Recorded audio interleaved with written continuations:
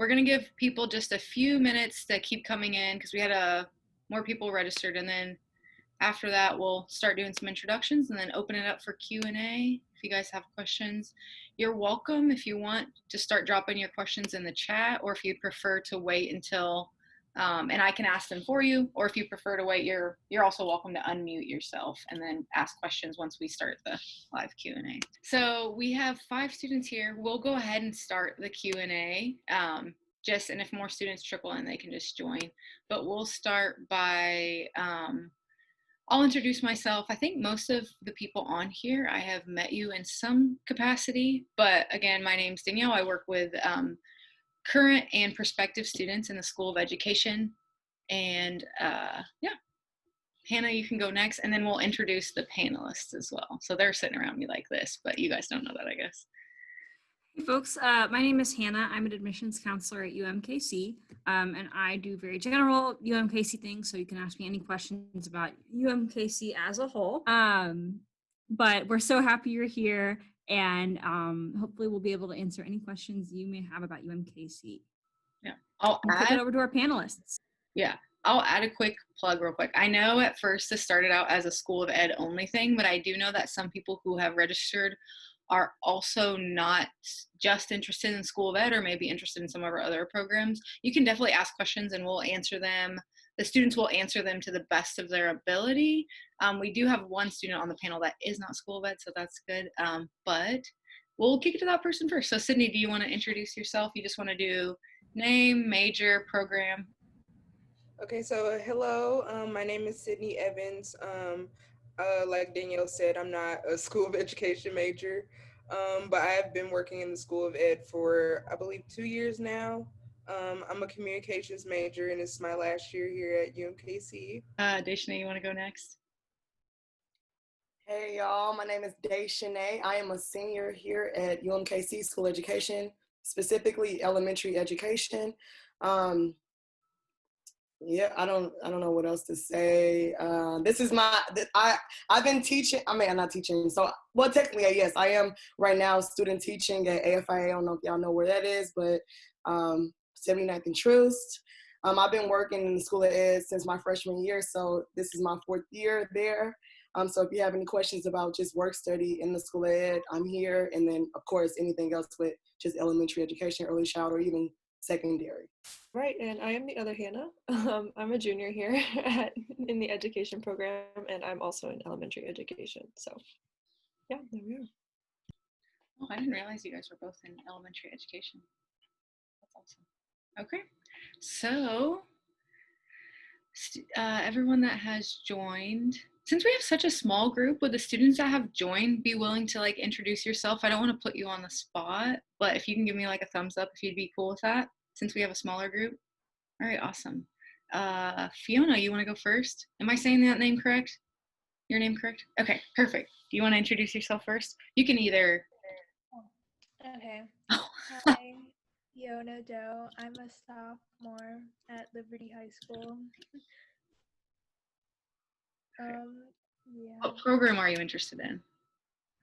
More in the healthcare program. Yeah. Did you say you're from Liberty? Yeah, I graduated from Liberty. Ew. That's so cool. That's awesome.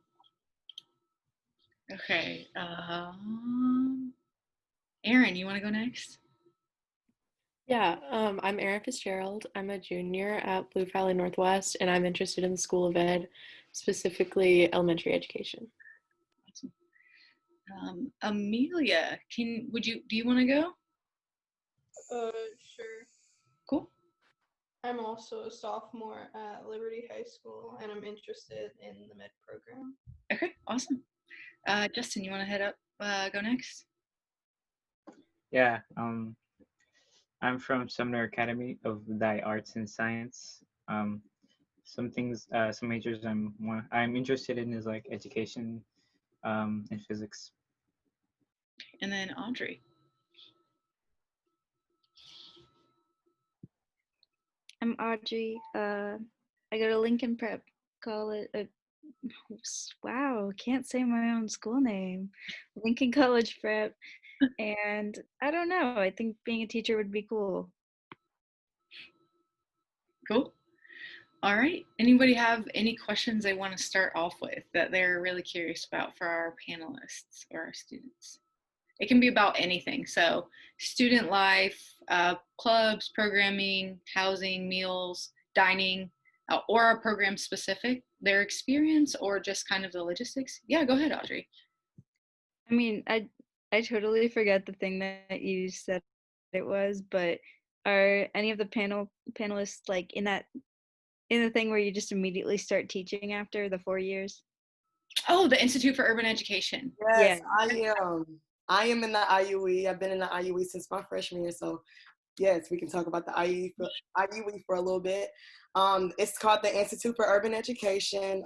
It's definitely a commitment of 4 years after you graduate, so you automatically get a job, no ifs, ands, or buts. Right now, I'm kind of in the process of about to start applying to different teaching jobs. I could teach at my student teaching position right now, but I'm not sure because I'm in a charter, don't know if I want to teach in a public. So right now I'm, it's iffy right now. But I would definitely, if I were you, definitely some financial help. It's a lot of financial support there. You are kind of in your own cohort as well. So you get to kind of build off of other people's minds and their ideas because they're pretty similar to how you would feel or how you would think. We have seminars. Right now it's been a little weird because obviously COVID and we're used to, going in person and stuff like that. So I'm sorry, my voice is kind of tripping right now, but yes. So there are seminars. At these seminars, you learn about just different topics like, for example, gender neutral terms. I feel like a lot of people don't really think about those. So it's not saying guys when you're like, for example, the group that we're in right now, I could say, obviously minus and Justin, but if there was just us ladies here and I was like, hey guys, like that's not a gender neutral term. And then we also we talked about like ableism, ageism, racism, just literally those hard topics that some people feel are kind of, hard or might not want to talk about because, I mean, you never know when you get into your own classroom, you might have to talk about those situations with your students. So Dr. Waddell, and it's actually quite a few people now that's in charge of it. So Dr. Waddell is like the person at the top. Bradley Pools, he just kind of came to our program. He's really great. He's kind of been doing like the block 1 people. So that's kind of like where Hannah is right now in the program. She's block 1. And just talking to them about just issues that are going on in the world and can also happen in the classroom.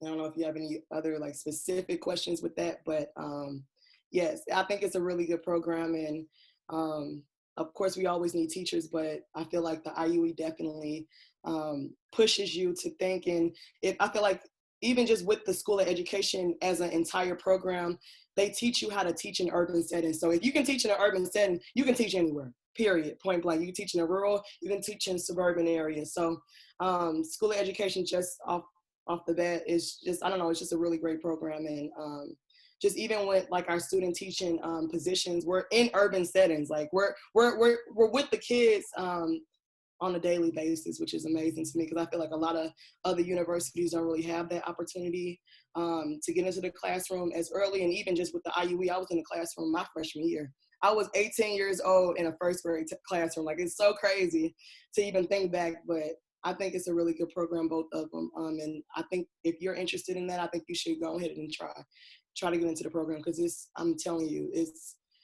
life-changing for real. Okay, do we have some other questions or? Yeah, I have a question. Yeah. I hate studying at home, so are there some good studying places like libraries and coffee shops around the area? Yes. Our Miller Nichols Library actually has one of my favorite places to study because I get to Hannah. there's no talking or anything else allowed, so it's fantastic for me. But there are also a number of other places that you could study, like the Union. A lot of buildings even have their own like studies like areas set up with like some computers and tables, so you can kind of figure out what works best for you, and you'll find your favorite place on campus to study. I can guarantee it. Thanks for that. Yeah, Sydney, what's your favorite place to study? Or do you guys have off of campus too? Well, I usually I don't really go to campus to study, but like when I am on campus and I need to study, like Hannah said, I'll go in the library. Like there's a certain part of the library that I really like to go to that my friend told me about that like nobody is there, so it's like really, really chill. I think it's either the first floor or like the ground level. Like it's A1 because it's like nobody is really there. It's just so nice. And then oh my god, what's another place? Sometimes like I'll study in Royal because like that's where most of my classes were. Like so I'll just study in like the computer lab room. So that's a good room to stay in. Sydney and Daishnay, do you guys both live on campus? Yeah. I was wondering because your headboards are matching. I was like, what are the odds that you guys have the exact same bed frame? Like, anyway, sorry, that's just a side note. Anyway, we have more questions.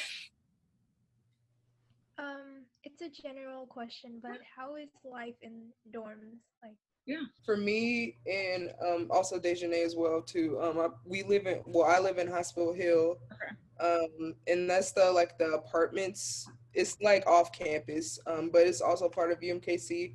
I actually like Hospital Hill. For those of you who are on the thing, if you plan to live on campus, this is just a fun fact. You can start living in Hospital Hill your sophomore year. So do it is what Sydney's saying. Daishnay, do you have other things to add? Yeah, so I lived in Oak freshman and sophomore year. I think that, first off, I think that everyone should live on campus in the dorms at least one semester just to get that college experience. That's what I always like to tell everybody because why not? You know, you only live once. You're not going to be 25 living in a dorm. So do it when you're 18, 19, whatever. And also make sure that you all are doing the different, so a lot of the RAs post like a lot of different like activities and just a lot of stuff like throughout the halls to, you know, just to make your experience a little bit better. So I would definitely do those because they're fun. You can meet a lot of new people because it's people just like you that are new, that are trying to find new friends. So at least stay on campus in the dorms for a semester just to get that college experience because you're never going to get it again, ever. I don't know if Hannah would like to add to that, but. Yes, I also lived in both dorms or both residence halls, and I lived in Oak Street actually last year, and then Johnson Hall the year before that. I had a really good experience there, but I think Johnson Hall was probably my favorite, just because it's a little smaller than the other one. It's a little smaller than Oak Street, so I felt it was a more intimate experience. I got to know all the people on my wing, or on my floor, I guess. Whereas Oak Street, there were a lot more people, so I couldn't get to know everybody. But it was really, really fun. I met one of my best friends through the roommate swap freshman year, so I would not have met all the people that I know now if I hadn't lived on campus. So as Daishnay was already saying, we highly recommend that you live on campus. It's just a fantastic way to get involved, get to meet people, study. As Justin mentioned, there's plenty of places to study also in the residence halls. Each floor has multiple study rooms, so it's just I think I would be a different person if I didn't live in the residence hall freshman year. So that's my 2 cents. Hannah, where do you live now? I'm at home right now, so I'm actually in Liberty at the moment. Tell us a little bit, because I'm not sure if anybody on this call is thinking about, since we're all most of you are pretty local, thinking about doing kind of I guess what we would consider the commuting life. So what are your kind of thoughts of the commuting versus living on campus? That's a good question. Right now it's easy to not have to worry about travel time as much. I am working on campus. I'm a campus ambassador, but that's only twice a week. So the only times that I really have to go to campus are on Wednesdays and Fridays. So I think that's one of the pluses about, at least now, not having to commute, like I said. If we were in-person classes, it might be a little trickier. just because then I'd have to plan around rush hour and stuff like that, which I'm not a fan of. But it really is just, it depends on what you want to deal with. It's a give and take. There's, as Sydney said earlier, there's pros and cons to both situations. So I like both. All right, we have any other questions? Either you can.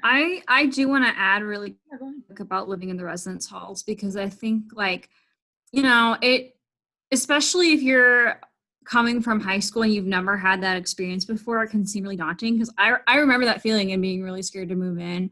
But I think it's really how you grow, and it gets you out of your comfort zone. And so I know that, like, maybe some things kind of can scare you off, and that makes total sense, but give it a shot, because, like, that's how you, like, learn how to live with other people, because chances are you're going to have roommates again, right? You're never probably going to live in a house by yourself for a while when you're an adult, when you're a young adult, at least. Danielle and I can attest to that. So just give it a shot. If it's not for you, it's not for you, and that's okay. But don't write it off before you try it. Yeah, that's why I kind of made that comment. And all the things that Deshanae and Sydney and Hannah are talking about are all very normal things to experience. So even as somebody who is out of college living with a roommate, Hannah lives with a roommate that she happens to be in a relationship with, and I bet you she still deals with dirty toilets and dirty sinks. Yeah, and I do too, even though I live with roommates I'm not in a relationship with. So the thing is, you learn in so many different ways while you're at college. You think you're going to be doing the learning in the classroom, which you do a lot of learning in the classroom. But I would say some of your biggest learning experiences are really how to deal with the people around you.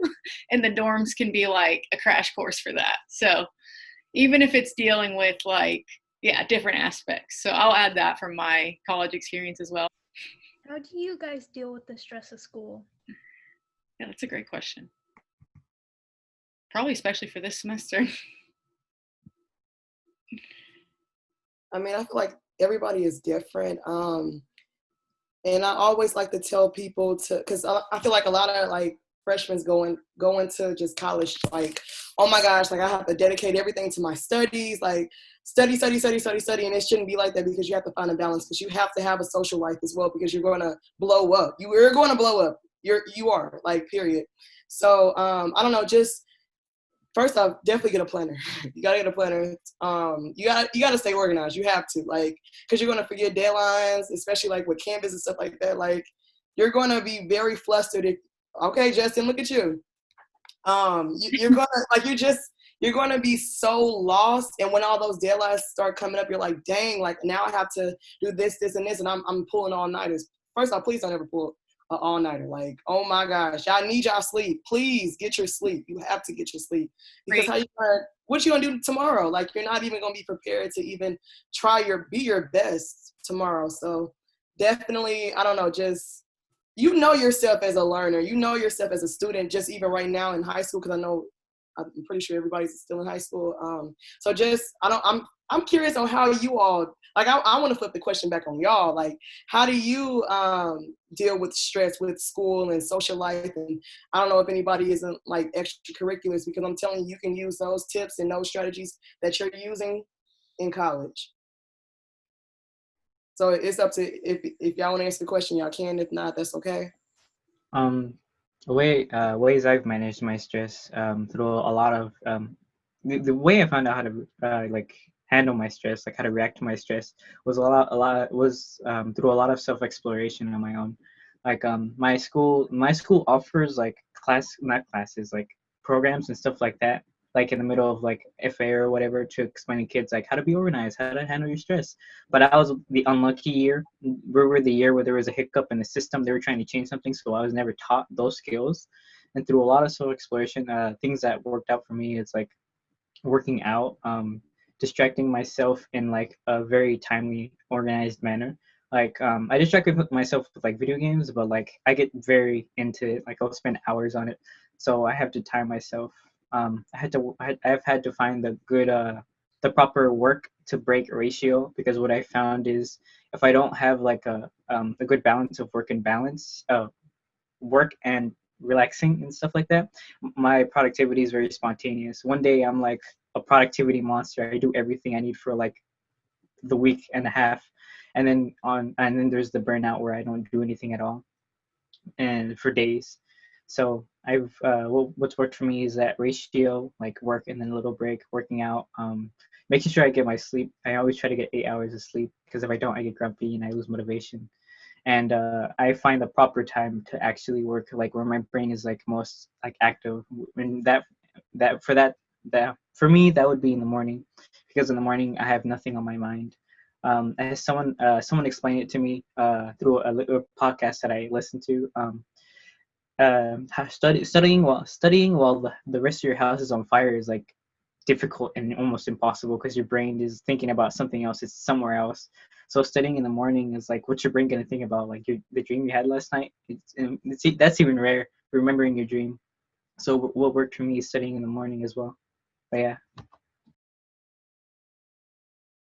Okay, that's cool. That's good. That's good. What you just said, balancing your social life and your studies. That's it. Like, you got to find out how to manage your own time, because we can't tell you. I'm telling you, we really can't, because we're not you. You know what works and what does not work. So yeah, I saw Fiona. She unmuted. Were you about to say something too? I was about to say that sleep is not really like plentiful for me. I know that I'm doing a lot of extracurriculars in high school. Like I do swim. I know on Wednesdays we have to be in the water at 5 in the morning. So like in the winter too. So it's like sleep has been more stressful than anything. Like get some sleep. Like you need it. Mental health days. Take your mental health days, please, y'all, please, because they're not in the schedule. You have to make them yourself. You got to put them out yourself. A little bit about the union programming board, the thing I mentioned in the chat. They're a student organization that does all different kinds of events on campus. I think it was last semester they did a harvest ball, which was really, really fun. The semester before that, we went to World of Fun. Like, they got us tickets for that, and it was all included. So they do amazing giveaways, and if you can snag a ticket for their events, they are amazing. And they even do stuff that's not super intense. They do movie nights where there's free popcorn and drinks and stuff like that at the union. So just all different kinds of cool stuff. Like the last week they did a build your own roux, where they gave you stuff to stuff your own stuffed animal roux. So it's just all these different cool events to make you excited and give you a mental break. So anything UPP does, I highly recommend. That's my absolute favorite student organization on campus. I just want to say, y'all, I won an Apple Watch through UPB. So yeah, y'all better do them. Yeah. Do UPB. Go to them events. Do those little contests and stuff. Yeah, because you can win. You can win. I straight won an Apple Watch from doing a cooking contest, y'all. So yes. Yes. What the heck? That's awesome. Can staff participate? One of my favorite things was, I know for high school, before I think finals, our school brought in dogs, puppies in our libraries before finals. It was amazing. That was the best thing ever. Everyone should have that. UMKC does something similar where we have a prep week before finals. I'm not sure how that'll look this year, but in the past they brought in a petting zoo and they had all these different events. They have late night breakfast, which is amazing. Oh my gosh. Breakfast on campus is my absolute favorite meal. So late night breakfast was after you're done studying, you could come by and get breakfast at 11 o'clock at night at the dining services. So super, super cool. They have stuff like that to prepare you for finals, which is awesome. I have a question. So I have my mindset on elementary education. And so this week I'm going to observe a fourth grade classroom. So I'm still going to observe middle and high school. I think it's just because I'm a high schooler. It's impossible to imagine me being a high school teacher. But I just want to know how you guys picked elementary education. Deshanae, do you want to go first? Do you want me to? I understand exactly what you're coming from. In high school, I was like, I am never coming back to high school. I'm not doing this again. It's exactly how I felt about middle school too. So I was just like, I don't think so. And then I did a program called EIP actually in high school where I went and taught at a second grade classroom every day for like 2 hours. And I was like, this is it. This is where I want to be. So I was fortunate enough to be able to get that experience before going into the elementary education program. But even if I didn't get that experience, I think I still would have chosen elementary education just because I always preferred working with kids who were super excited about school, but still old enough to be able to kind of do things on their own. You don't have to hold their hand through everything. So I think that was one of the things that the reason that I chose elementary education is because you could go anywhere from first grade to I think sixth grade is who we're certified to teach with. So you can kind of go anywhere you fancy at the time.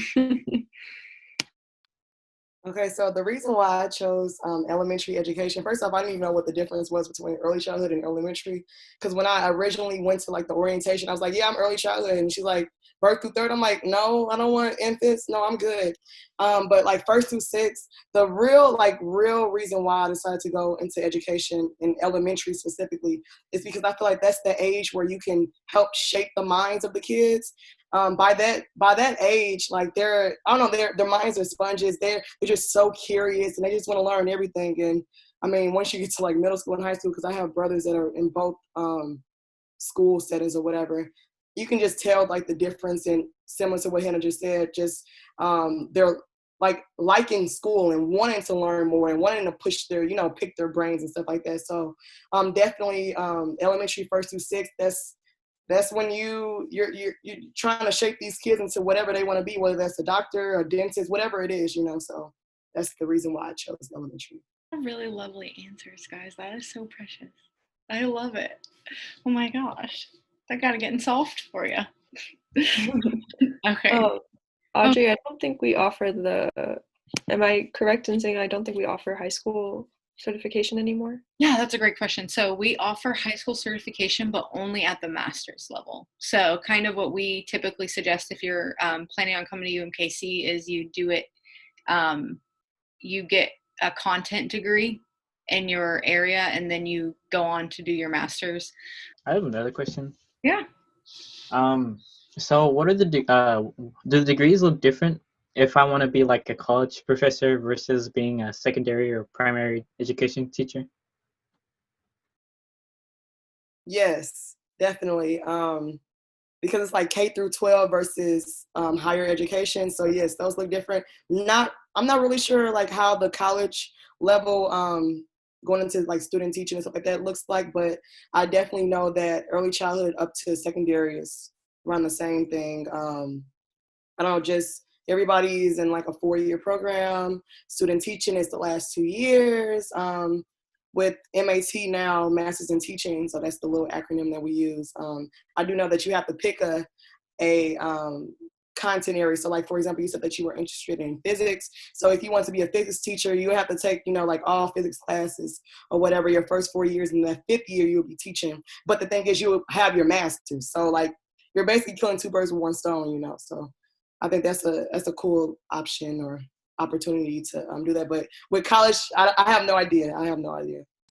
So basically with college, Justin, it's a lot of school.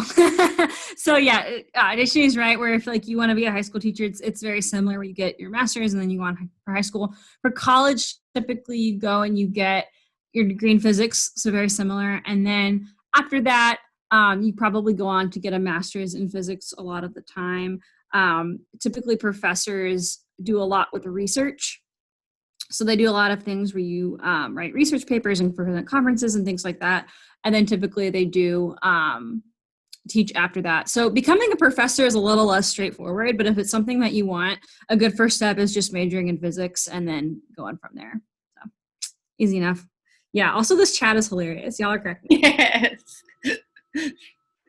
If you happen to want to be a professor in education, you would do exactly what Hannah and Deschanel are doing, but just go on to get further degrees. So you could do it that route too. So wait, so I'll be professor in education. So I'll be teaching about education. You could if you wanted. So if you want to be a physics professor, you would get multiple degrees in physics, and then you would do your research and content in physics.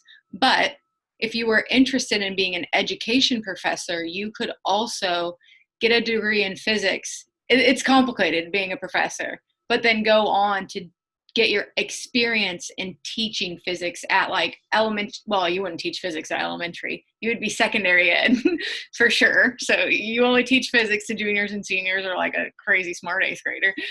So then you could get like your experience in teaching secondary education physics, and you could even do research in like being a science teacher, being a physics teacher in secondary ed, and then you could go on to be a professor in education that specializes in the sciences or like STEM research or things along those lines. So there's a lot of avenues depending on what you ultimately want to be a professor in. Yeah.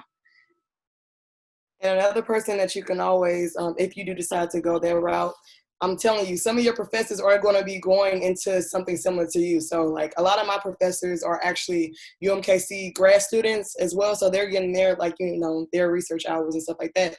But on the same side, they're actually teaching, college students as well. So you can always ask even like your freshman or sophomore year, like physics teachers, because I don't know like how the classes will go, but just how their journey is of becoming an actual college professor or whatever they're trying to do. But I'm pretty sure they're trying to, up their degrees. Yeah. Thank you all for that. I have a question.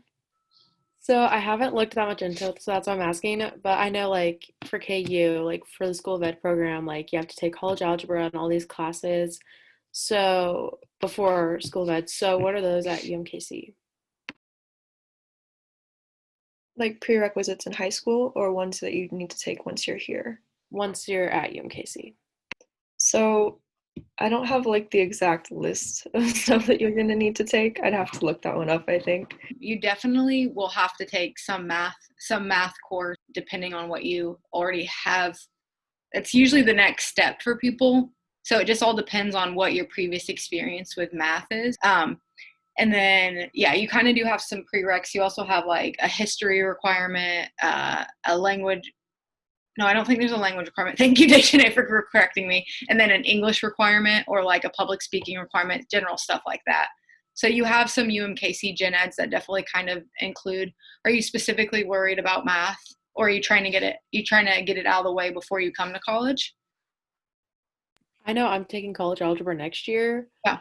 So I don't know what I would do like freshman year. So if you take it for dual enrollment, you can transfer that credit in, and that will qualify for your math credit while you're here. So it just all depends on like what your interest level is. So if you really like math, yeah, you probably will want to take a higher level math, but you literally probably, if you want to just get the requirement out of the way, you could repeat a math course that you've already taken in high school. So I've put in the major maps for early childhood and elementary, and that lists out, at least for the 2019 to 2020, all of the classes that you would need to take as an elementary education or an early childhood education student.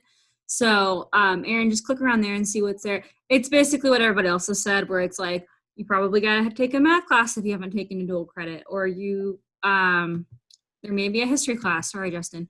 But yeah, it's really, I think, general things.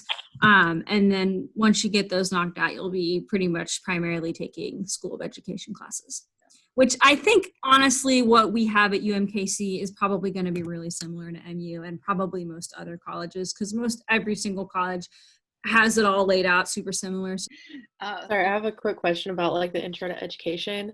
So I guess it would be more for Danielle and Hannah, but have you guys ever do you know specifically for CAPS students, because I'm in a CAPS teacher ed at Blue Valley. So I do have some college credit already that I would have to transfer to UMKC, but I don't know exactly what that is. Okay, yeah, so that's great. So what will happen is when you apply, your credits will transfer in some sense. So they'll either transfer and take care of a different requirement, or they take care of some of your teacher education requirements. So what actually has to happen is you apply to our program, and in the process of applying, you send in your high school transcripts and then also any like college transcripts. So that would include like your dual enrollment credits, and they actually get assessed by your advisor, your incoming advisor, which is Kyle Moorhead. I'll give him a shout out. He's a real fun guy. He thinks he's not funny, but I think he's funny. Isn't he funny, Deshane? Yes. And so he'll assess your transcripts, and then during you can either set up a meeting with him earlier and we can let you know in advance like what credits they'll cover for your degree, or during your orientation he'll also tell you that.